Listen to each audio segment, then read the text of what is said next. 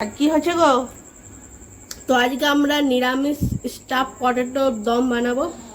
Staff potato দম। তো তার জন্য এখানে আলুগুলো দেখতে পাচ্ছ কত সুন্দর করে ভেতরটা পুরো বার করে নিয়েছি আলুগুলো। তো এর ভেতরে যে ফিলিংসটা বার করে নিয়েছি ওটা আমরা এখানে সিদ্ধ করছি। এই সিদ্ধ হচ্ছে আর কড়াই তেল দিয়েছি। এবার আলুগুলো সব ভালো করে সুন্দর করে ভেজে নিতে হবে। এই আলু একদম সুন্দর করে একদম লাল লাল করে ভেজে নিতে হবে।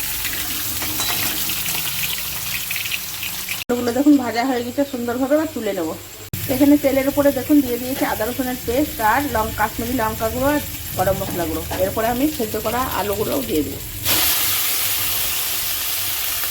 ভালো করে সেটা ভালো করে ভেজে নিতে হবে আলুটা। তারপরে দিয়ে দেবো পনির।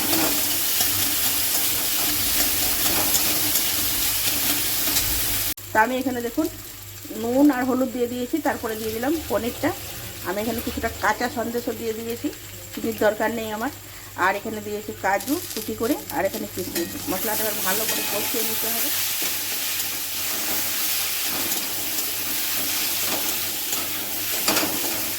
আমি এর উপরে দেখুন ঘি দিয়ে দিলাম।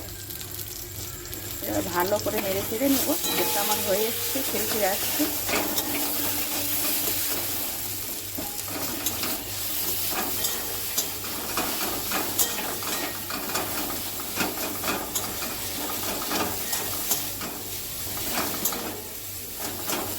পুরটা দেখুন হয়ে গেছে। এবার আমি নামিয়ে নেব।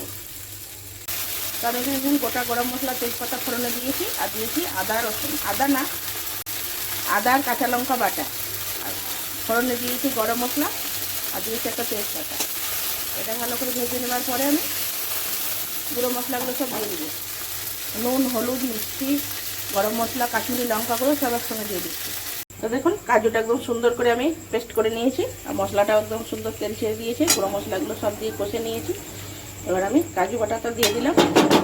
এবার কিছুক্ষণ ভালো করে নেড়ে ছেড়ে একটু মশলাটা করে নেব।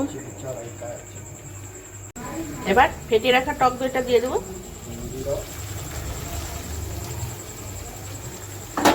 সুন্দর করে একদম দিয়ে দেবো বাড়িটা শুদ্ধ। গ্রেভিটা ভালো করে কষে নিতে হবে একটু, যতক্ষণ না তেল ছাড়ছে। তো দেখুন মশলাটা আমার হয়ে গেছে। এর মধ্যে আমি সামান্য এবার জল দিয়ে দেবো। ওইদিকে পুরগুলো আলুর মধ্যে সব ভরে নিয়েছে দেখুন। খুব একদম টিপে টিপে চুড়ে চুড়ে দেওয়ার দরকার নেই। তো এবার আমি ঝোলের মধ্যে ফুটে উঠলে দিয়ে দেবো আলুগুলো। আমি জল দিয়েছি, তারপরে আমরা দিয়ে দিয়েছি আলুগুলো। এগুলো একটু ঢাকা দিয়ে গ্যাসটা কম করে দিতে হবে। ওপরে একদম ঘি ছড়িয়ে দিয়েছি। ঘি ছড়িয়ে কমপ্লিট হয়ে গেল আমার এটা রান্নাটা। তো কত সুন্দর কালারটা খুব সুন্দর এসছে। এখন ছেলেগুলো খেয়ে বলবে কেমন হয়েছে না হয়েছে। এরকম একটু গ্রেভি রাখতেই হবে, যেহেতু আমরা রাত্রে রুটির সঙ্গে খাবো।